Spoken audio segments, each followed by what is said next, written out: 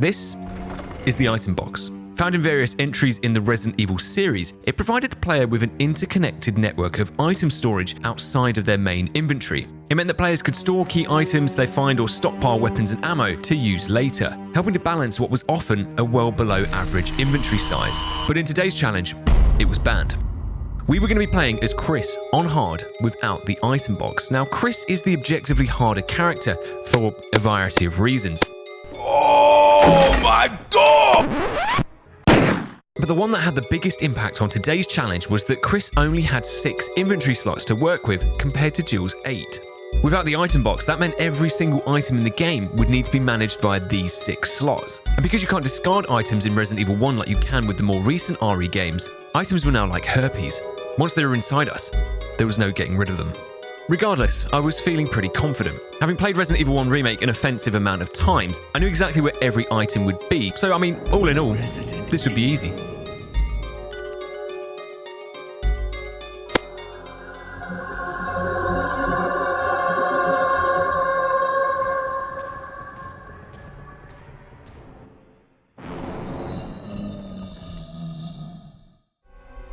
Oh, okay.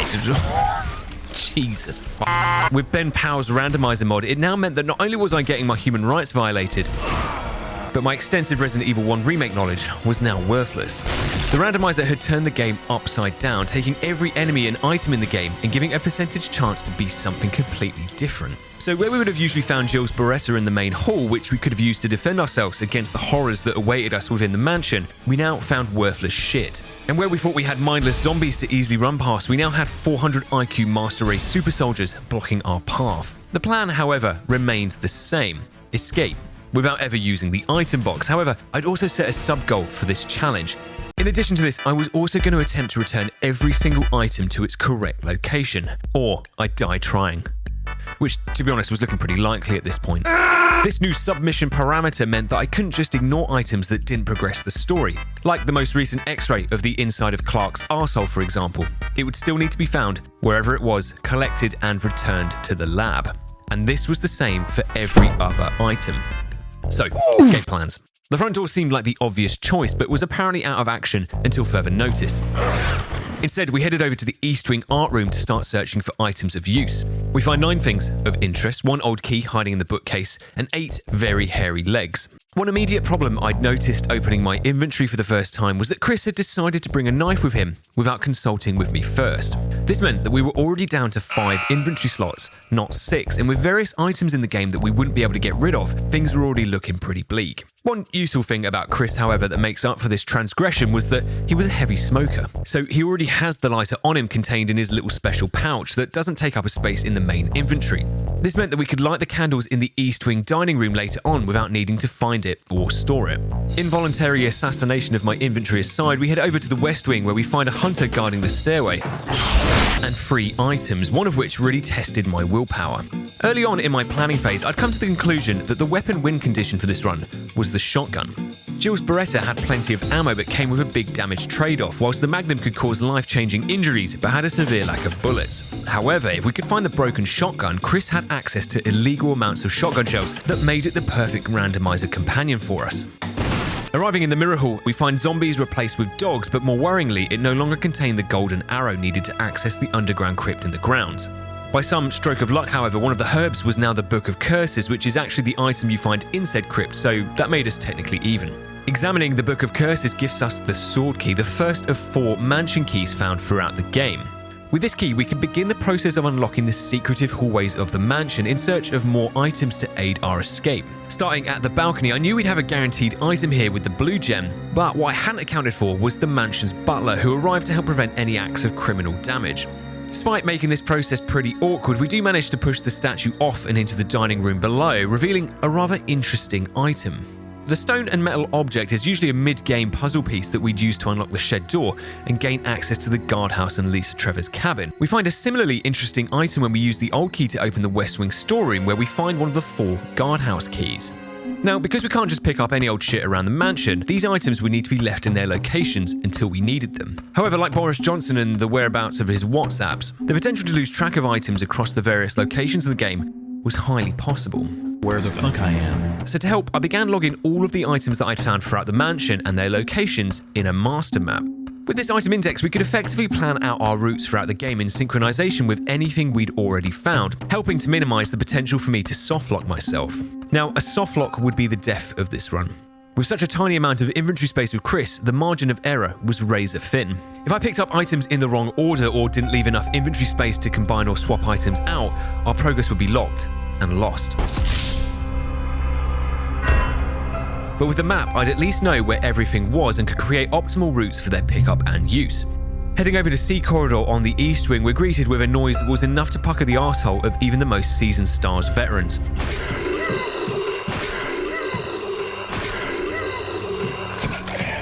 Having 3 Lisa Trevors screaming at us in the corridor was less than ideal, particularly as they hit like a freight train.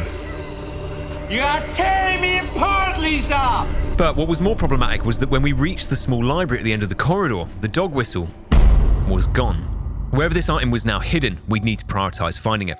It was a vital component that would help us to retrieve another of the 4 mansion keys from the trap in the attic. Without it, key doors and the items hidden behind them would remain locked. After we get mauled by Paw Patrol en route down to the first save room, we find another old key and our first death mask, but without the arrowhead to open the crypt, we'd simply have to log it and return for it later. Next up, we make a series of very interesting discoveries over on the East Wing. Firstly, in the L corridor, we miraculously find the battery required to restore power to the courtyard lift. That meant that we'd now found 2 of the 3 items required for complete access to the courtyard and underground mines in the first 15 minutes of the game. However, we were quickly jolted back to reality with a lesson in in-game physics. I'm dying. Help me. Which occurs in the downstairs bathroom. As Chris scooped up a fresh glass of Gamer Girl bathwater, the dimensions of this tiny bathroom were revealed to the surprise of no one to be the size of a bathroom. However, the randomizer gods make no consideration to location when spawning enemies in, evident when the zombie from the bathtub was replaced with a yawn who emerged from the toilet bowl. Now, for anyone who doesn't know, Yawn is a 20-foot snake that stars as a boss in 2 locations in the mansion, both of which are much larger than this bathroom. The problem with spawning enemies the size of a caravan in a location that was the size of a paddling pool was that we started to break down the laws of gaming physics. In areas where the collision box of the enemy spawned was equal or larger than the route through, it made it impossible to get past them. Slamming the door behind us, we knew that the evil we'd awakened in this tiny downstairs bathroom was one that would never sleep and that wouldn't be held by this door forever.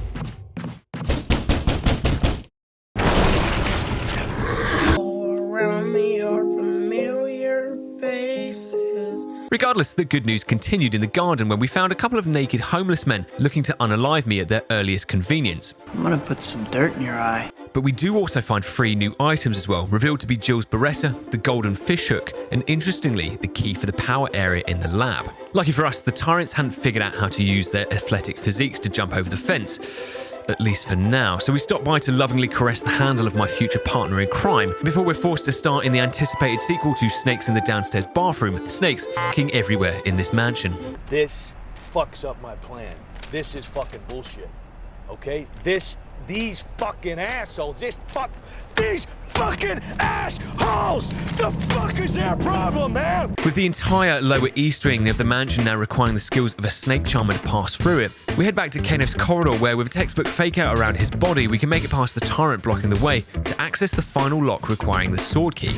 As we mentioned before, with the final door requiring the sword key unlocked, the key had now fulfilled its purpose and the game allows us to discard it from the inventory, the only time we'd be able to do this. Entering the kitchen area, we're greeted with a mating call of more Lisa Trevors, and after getting fondled against our will, we do find something worthwhile hidden amongst the rotting fruit and veg. Finding the helmet key is actually insane because this is usually a victory gift found in the fireplace after defeating Plant 42 over in the guardhouse, meaning we were now opening doors in the completely wrong order that we were supposed to be. With no power to the lift, we had to pull up our adult diapers and head back out to try and convince the tyrant to let us through his corridor without battering us. He was a reasonable man. I'm sure we could come to some kind of agreement. With our fancy new helmet key, we gain access to a huge array of what would usually be late game possibilities inside the mansion, which immediately came in handy because unlocking the large art room on the east wing, we find a hunter guarding shotgun shells, the first half of the Moonlight Sonata manuscript, and the golden arrowhead, which we can now take through to the crypt and unlock its secret entrance to reveal a generous helping of fresh honey and the location for where the 4 death masks would need to be placed. Over on the west wing, we can unlock the trophy room where we find one of the free MO discs that contain a password we need to rescue Jill later on. We also find 2 other unknown items contained within the eyes of the taxidermy on the wall. Like the fat guy from The Mummy, we greedily picked them out of their resting place, and like the fat guy, we were about to be given a headache. The yellow gem is revealed to be the hexagonal crank, which was a good find. It's an important item that we'd need to access certain areas in the mind later, but not one we needed right now. But the game didn't care what I wanted. Once selected, there was no option to exit out of this menu or politely decline the offer. The wording on the screen was a statement, not a question. I got the crank, in the same way I would get Ebola. But no matter what I said, the reality was that this item had illegally entered my inventory and was here to stay. The crank was also one of those items that couldn't be discarded, so it was basically a life sentence.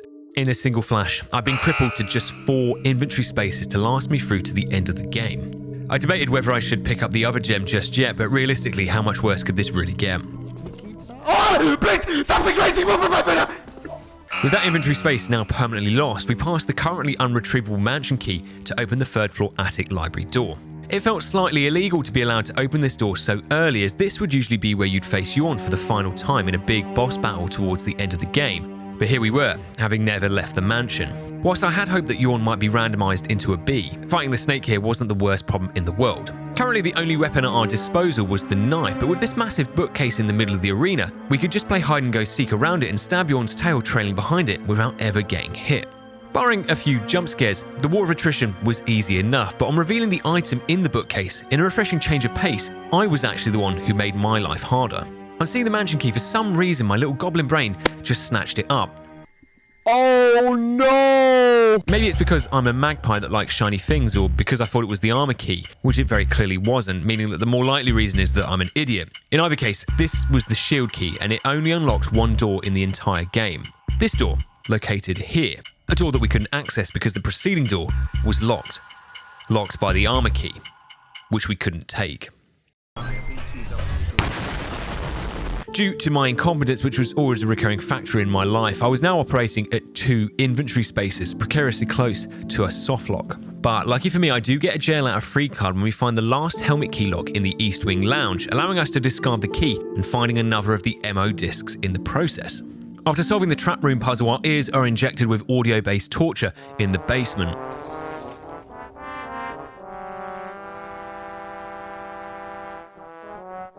But fighting through the pain, we find the second part of the elevator power unit for the mines, another old key, and the blue gem, one of 2 that were required for the Tiger's Head puzzle upstairs that would reveal a hidden item. After restoring power to the lift, we proved that as a Resident Evil expert, I was calm and composed under pressure. On the plus side, we no longer needed the toilet and are able to find one of the 2 items required to create the second stone and metal object in the supply closet, which would get us halfway to the underground lab. And, depressingly, the broken shotgun. It was like Ben Powell was taunting me. Regardless of what we wanted, with 2 inventory spaces left and some items needing to be combined and others needing to be swapped out, it meant that the shotgun was no longer a viable option in the current inventory climate. I wasn't crying, I just had snake venom in my eyes. The next stop was for us to explore outside, so with the stone and metal object collected from the dining hall, we head over to the locked shed to investigate the new areas. On our way through, however, the snake we'd locked in the bathroom earlier had now broken out into the corridor and was pretty pissed. And with more rage-filled yawns breaking into the adjoining corridor, the entire first floor of the East Wing was now, for want of a better word, completely fucked. But despite our blood being converted into battery acid, we do manage to make it through and place the emblem in to unlock the garden shed and reveal a herb, our second death mask, and, quite unbelievably, the other crank. You could hear the collective groans of pain coming from my inventory, but with this crank and the battery we found earlier, we could now fix the lift and gain full unrestricted access to the underground mines and the guardhouse, a sacrifice that was probably worth making. With our inventory now in tatters, Lisa's holiday home gives us nothing of value, so we quickly ferry back the death mask from the shed and the one from the downstairs save room before grabbing the battery for the courtyard lift. The amount of blood I'd lost on my trips through the yawn corridors was astronomical and was apparently enough to attract sharks out of the water and into the courtyard. But some 360 evasions later, ignoring what potential untold impacts it could have on the local environment, we drained the water out of the reservoir using the new crank and placed the battery in the lift before reverting the ecological disaster we'd created. Amazingly, we'd now arrived at the guardhouse less than 60 minutes into the game. I wonder what new delights awaited us in the corridors of the guardhouse.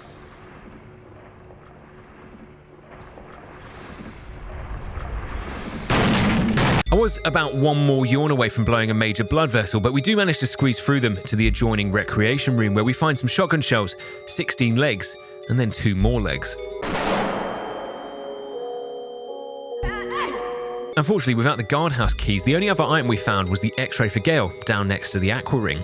But still no dog whistle. Our only option now was for us to continue the search for it down in the mines of Moria, a treacherous area full of horrors, disgusting individuals, and dangerous traps.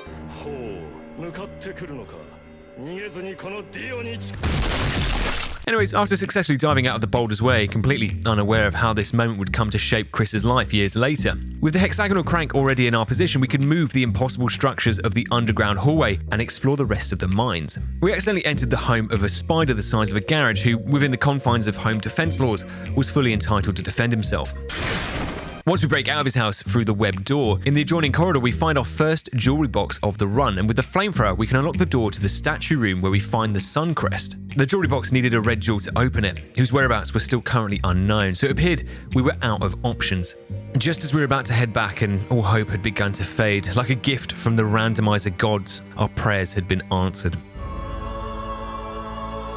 With the dog whistle now secured, we could head back to the mansion to get bit in the face again, provide a masterclass in dog self-defense, find the fake key hidden in its collar, swap the fake key for the real armor key, and begin unlocking the remaining doors throughout the mansion.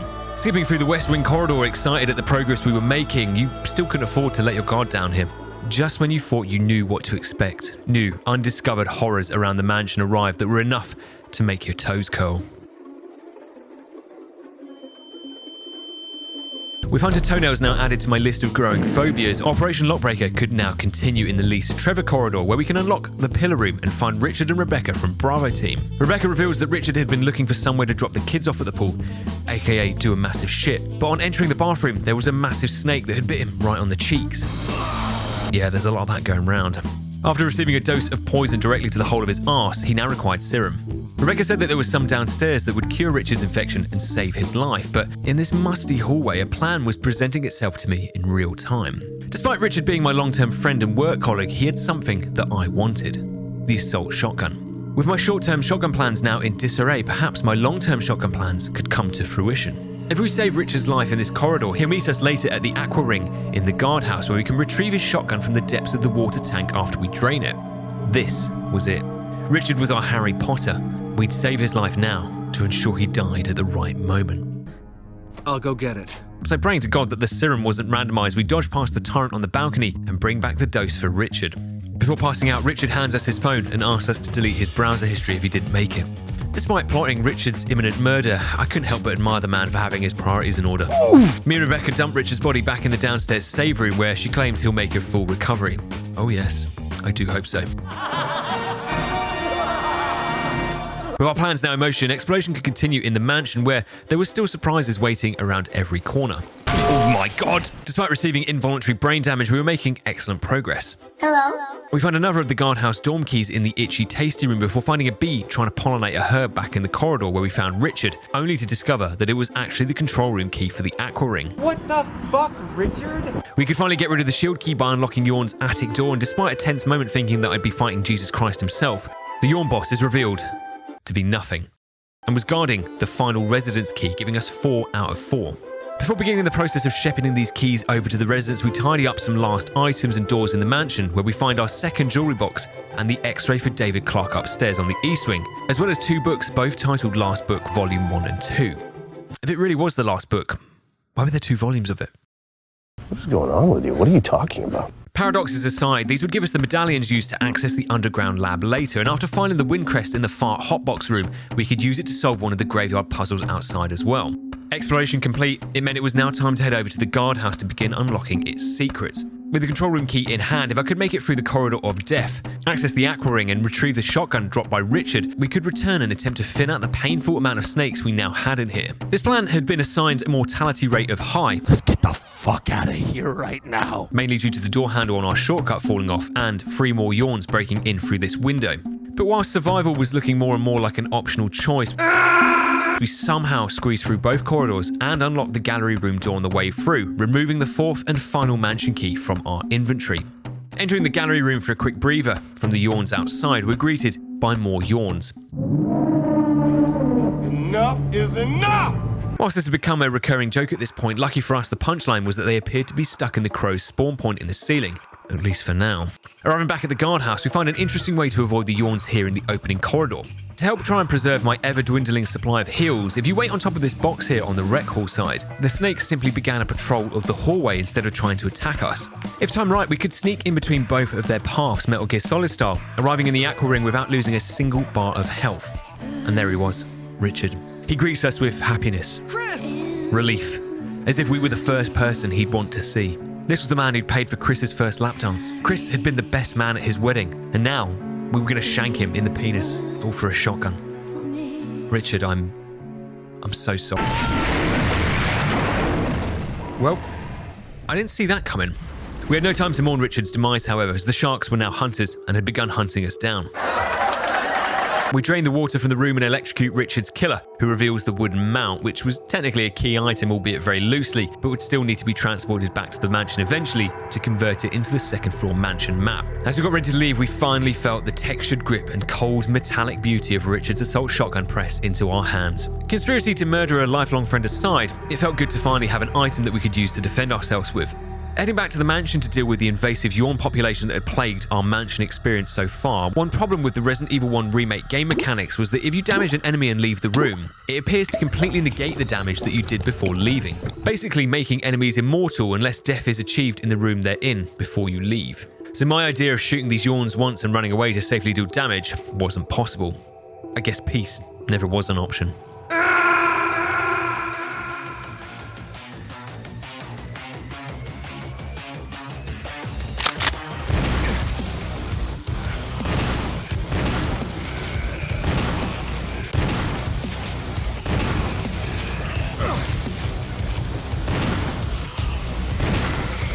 With enough puncture holes in us that we could now grate cheese, we eventually liberated the corridor and sent the two snakes into a crazed frenzy, which when we exit the room and return, they disappear for good.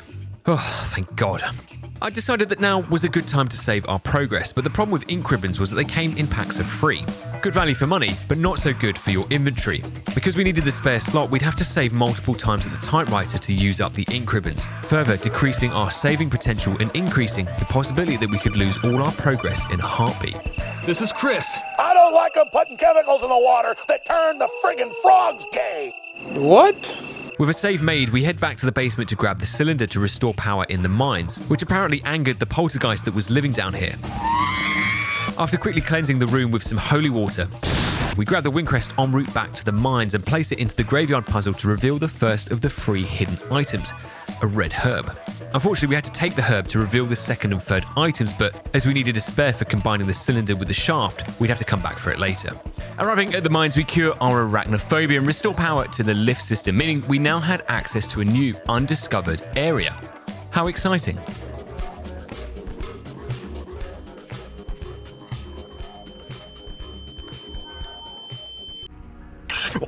Wondering to myself just how many more snakes could possibly be allowed to spawn in the game before it became illegal, the sprawling caverns provided no further items of interest. We do find the gun that Dr. Schultz uses to kill Leonardo DiCaprio, and another old key which would give us access to the final locked door in the mansion. We send the crate down to the crusher and place the broken flamethrower in the door puzzle, and with the old key we head through Lisa Trevor's holiday home, combining a green herb with the red one from the graveyard puzzle on the way through to reveal 2 more stacks of shotgun shells. After making some inventory space, we open up the fish tank room with the old key and find the second yellow gem for the tiger puzzle where the golden hook would usually be. Now, the problem with the gems is that I'd already tried to put the blue gem in place, which revealed the second knife, which you usually get from the black tiger's domain, which helps you cut through the webs on the door. However, the issue is that if you don't take the knife, the puzzle never resets, so you can never gain access to the indentation on the other side to place the yellow gem, therefore permanently depriving us of the item that was on that side. The realization when heading in to place the yellow gem caused me to reset my last save and have to complete all of this again. But after making back all of the lost progress and with the puzzle reset, we place the yellow gem in to reveal. Completion of the fish tank puzzle requires us to retrieve the golden bee hook back from the Tyrant Garden, both of whom were still safely tucked away on the right side of the fence. But on the way back through, we slip further and further into a snake-infused psychosis, as running back through El Corridor, would you believe it spawns more yawns, who come smashing in through the window to replace the dog and hunter spawns. Can't make it. Can't make it. The ship's stuck. Out of my way, son! Door's stuck! Door's stuck! We solve the lore puzzle and get stung in the face by a reanimated bee for our troubles. Not the beast! And find another stack of shotgun shells in the wind crest's place, despite having an allergic reaction to the bee sting. With the gallery and dorm 001 keys in hand, we unlock both doors back at the guardhouse and find more gamer girl bathwater hiding in 001, our only source of sustenance at this point, as well as the moon crest, which we take back over to place in the second graveyard puzzle. With the final key for the guardhouse unlocking the room to 003, we grab a quick spoonful of honey and deploy weaponized farts to destroy the hive behind the wall, giving us access to the red-bound book, which when placed into the bookcase in 003 redirects us to YouTube's demonetization policy. Nice try, Capcom. Entering this door begins our showdown with Plant 42. After a long battle fighting this massive piece of overgrown asparagus, it reveals to us the item it had been guarding, which in the normal story is the helmet key, but in this new variant multiverse, it was the final jewelry box which contained the third death mask hidden inside it. I'd actually completely forgotten about the death masks up until this point, so this was an excellent find. On leaving the Ivy's domain, we find Rebecca skulking around outside, who asks us if we've seen Richard anywhere. No, I haven't. Despite suspicions arising, Rebecca kindly offers to heal us by intensely staring at our elbow, which after completing, she proceeds to have a complete mental breakdown. Emotional support wasn't really our strong suit, so we awkwardly pat her on the shoulder before walking slowly out of there and leaving. No thanks. With the guardhouse now 99% complete, we find Wesker shooting bees in the corridor, who believed that there were more areas to investigate in the mansion that could help assist our escape.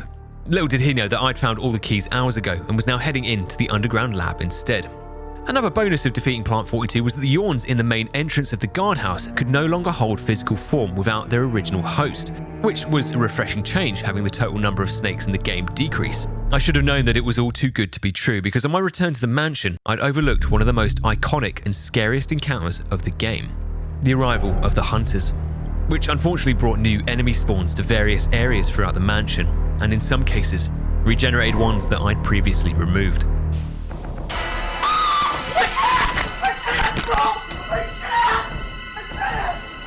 Arriving back at the mansion, we find a couple of love notes and new items left by Wesker, one in the shed that contained euthanasia for plants, and another outside the downstairs storage save room where the only item that had been randomized was the first aid spray. A cruel joke, no doubt, by the randomizer gods, but with what they take, they also give. Blonde Ray Charles had also gifted us a new door handle, fixing our shortcut through the East Wing stairway. And with us completing the art room puzzle and unlocking the back door with an old key we found from the guardhouse, we had some nice routes back, ensuring we never had to suffer the wrath of the toilet snake again.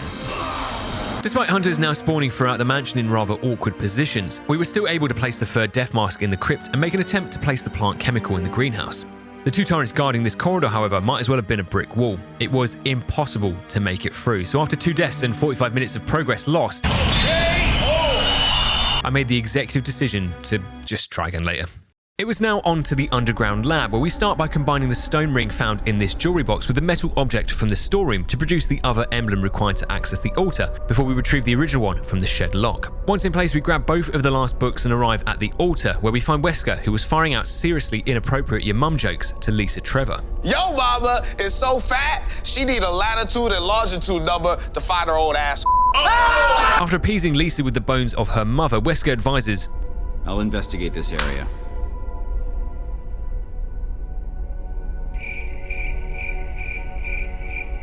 A little further. But before we could ask why he'd left such an awkward silence in between those two words, we get thrown a plot twist that I never saw coming.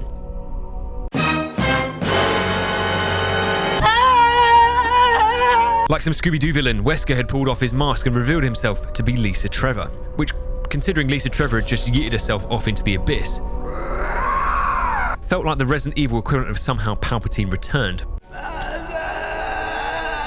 But leaving Wesker Trevor at the altar, we could place the two medallions in the fountain and open up the secret entrance to the lab. Before we head down to the lab, however, we had one item we needed: the power key, which, if you remember, is out in the Tyrant Garden and would open up 2 main doors in B3 for us. Unfortunately, that meant we were again forced to be violently abused in the East Wing corridors, but as we were bitten and shoved around by the 2 invisible yawns in here, we were secretly praying to God that the Tyrants still hadn't figured out how to climb that fence.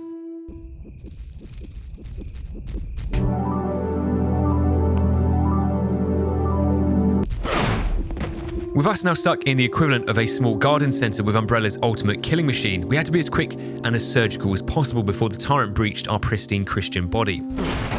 Somehow we slip out of there with the key and defy all odds by making it through the return leg of the yawn corridor without getting bit. Due to our excessive health needs, however, there was not a single health item left in the entire mansion now, which would be impressive if it wasn't so depressing. Entering the lab, the first item we find is the second page to the Moonlight Sonata script, which would allow Rebecca to drop the hottest mixtape of 2024. Within the lab's cold, sterile interior, we find Crimson Heads along B2 guarding a variety of herbs, which we could easily deal with by force-feeding them grenades hidden in bits of cured meat. You know, kind of like how you feed medication to your dog. Now, approaching the door to B3, this was an important section. For those that don't know, there is a requirement to walk a small container of fuel from this room here to the factory fuel depot here. The fuel is extremely volatile, so you couldn't run for longer than a few steps without initiating the start of Judgment Day. Now, under normal circumstances, you could probably just clear this area out of any enemies pretty easily to make the short walk less stressful. But for us, we just had to pray to the Ben Powell gods for a manageable enemy spawn here to ensure we didn't turn the lab into Chernobyl. Of course it is. Oh my god! All things considered, I actually don't believe we could have got a worse enemy spawn if we tried, so we instead slipped through quietly to the west side of B3 to explore the adjoining rooms, where all we find were more colonoscopies and a sturdy looking door. I wonder who could be behind here. What the fuck? We again slip very gently and without issue through the tyrant's massive hitboxes, allowing us to enter the passcode at this terminal to electronically unlock 2 doors throughout the facility, before unlocking the remaining 2 doors using the power key. We also find the slide filter, which would need to be placed inside the projector upstairs, and the 4th and final death mask hiding in a shelving unit next to the tyrant. On entering the morgue, we're greeted with some very disturbing noises from next door. With this bee committing blitzkrieg on my ears before it just ascended to heaven.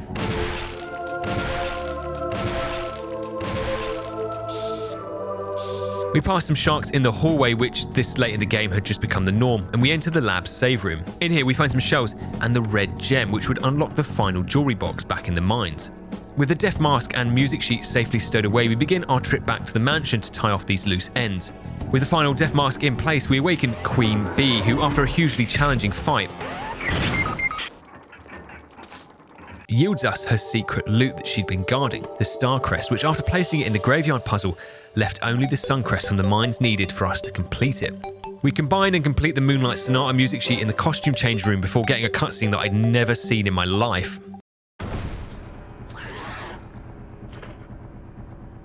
With Rebecca now giving Ramin Djawadi a run for his money.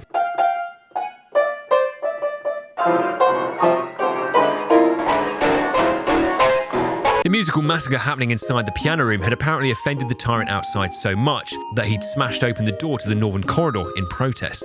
Now, if I had a crank for every time I'd killed a yawn in this corridor, I'd have 2 cranks, which wasn't a lot, but it was weird that it happened twice. With peace now restored to the corridor, we could finally place the Sun Crest from the mines into the graveyard puzzle to reveal a first aid spray before doubling back to collect Gale's X-ray and the wooden mount. We say one final emotional goodbye to the greatest artist in all of Raccoon City and press the wooden mount into the fireplace to collect the second floor map before retrieving Clark's X-ray from the second floor bedroom to complete the X-ray puzzle back in the lab. David, I'm so sorry. You have AIDS. With the red jewel collected and the slide filter placed in the projector upstairs, we enjoy some lovely photos from the Umbrella Family album and get a momentary flicker of joy when I realise we can make shadow puppets on the screen for the projector. Happiness. I hadn't felt this in such a long time, but this wouldn't last for long, as a revelation back in the mansion would rock the very foundation of our reality. Combing the corridors for any missed items, we stumble back into the small library on the east wing, where we find Rebecca, who was dead. But if Rebecca was dead, who was that downstairs playing the piano? In line with the rules of Zombieland, we take the necessary precautions before completing the final jewelry box to reveal the brooch key that can be used to unlock the downstairs study. On entering the study, Rebecca's dead body apparently lets out a delayed death rattle, and with nothing of use in here, we could officially mark the mines and the guardhouse as complete. On the way back through, we grabbed the chemical bag from the shed, psyching ourselves up for a stressful second attempt at the Tyrant corridor, but our anxiety was quickly extinguished as they appeared to have vanished, leaving the corridor completely free. I mean, with the exception of this guy. Anyway, how is your sex life? With this free pass, we could poison the green spaghetti in here and find enough herbs to last us until the end of the game. And more importantly, the final MO disc. Despite the end of the challenge in sight, a million different scenarios were going through my head as we returned to the piano room. Did we need to propose a blood test to trick the Rebecca thing out of hiding? Or was it just wearing Rebecca's face like a skin suit? Sugar Sure. in water. I couldn't be sure, but I went into the piano room ready to blow this thing's head off if it made the wrong move. Were you all right in With the two emblems switched over, we could now solve the clock puzzle and yet again reveal the true villain of this run. In regards to the Rebecca thing, I decided the best thing to do was to just leave it in the piano room. It seemed to be enjoying whatever it was doing, so I thought it best not to disturb it. I made a quick tactical save in the dining room as, despite resisting this urge all game, my intrusive thoughts finally got the better of me. Mistakes were made. Our penultimate task in the mansion was to carry the free MO discs over to the lab and input each of their codes into the free game cubes to unlock the prison cell. With everything now complete, the final sign-off was to retrieve our soulmate, the union that was just never meant to be. We returned the broken shotgun to its spiritual resting place and symbolically retrieved the weapon that had eluded me since the beginning. The mansion was now 100% complete. We sadly couldn't do anything about the blue gem as we needed one space for the master key, fuse and flares, which is probably where I realised slightly too late that I could have just not taken Richard's shotgun, which would have made it possible to complete the blue tiger puzzle. But hey, as my parents would say when describing me, it was a mistake that we just have to live with. And this was no time for second guessing ourselves anyway, as it was time to attempt the dreaded fuel run. So just to confirm, I'd already tried killing the tyrants several times here, but unlike the Yawns, these tyrants were from the helipad, which meant they could only be defeated with the rocket launcher that Brad was currently drunk driving around with 10,000 feet above us. This meant that we had no choice but to try and get through this with them both here. We make a safety save with some ink ribbons we find in the fuel socket and head upstairs to grab the canister from the data room. We give the Lisa Trevor in here a quick timeout so she doesn't smash my face in while I was collecting the fuel, and just as I was about to step out into the tyrant corridor, the wording of the fuel warning crossed my mind again. It said the fuel may explode if shaken or jarred. What if that also meant getting hit by the tyrant? That's pretty jarring, right? Well, it was too late to worry about that now, so all we could do was brace for impact. Oh, thank God. Recovering after being body slammed into the next dimension, the bomb we were carrying could still go off at any moment, and despite Team Tyrant coming in with a last-minute denial,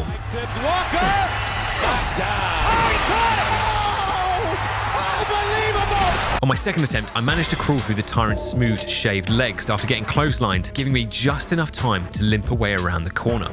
With the fuel deposited, the power restored, and every item in the game returned to its rightful place, we moved up to the final meeting with Wesker. Hi, how are you? With the bombshell that Wesker was in fact Lisa Trevor in disguise, it's revealed that their master plan had been to recreate their mother using the advanced scientific capabilities at Umbrella's disposal, by stitching together their mum's old body parts like some Frankenstein's Power Rangers Megazord. To be honest, not to be offensive, but Wesker's mum just looked like every other tyrant we'd seen around the mansion. It just seemed to me that it was another unrealistic body image for women to try and aspire to. His mother, however, had, like most parents, had enough of their child's shit and proceeded to discipline Wesker in front of us. And that was the last time we ever saw of Wesker's mum, as it converted itself into a dog and died. With Rebecca being #dead but not really dead but still kinda dead, the game had unjustly assigned us the bad ending. This meant the triggering system could not be activated, ruining our escape plans and denying us the iconic final fight with the tyrant. So instead, we just had to settle for rescuing our favourite e-girl Jill and her jiggle physics from the prison cell, unlocking the final door using Wesker's master key, before using the fuse and signal rockets to enjoy one last fireworks show as Brad came to our rescue. So, can you beat Resident Evil 1 Remake whilst it's randomised as Chris on hard without the item box? You sure can, but ask yourselves, why would you want to? Essential back rubs to all you legends who watch, and a special thanks to Ben Powell for ruining 4 days of my life trying to micromanage x-rays and keys. 10 out of 10 would recommend again.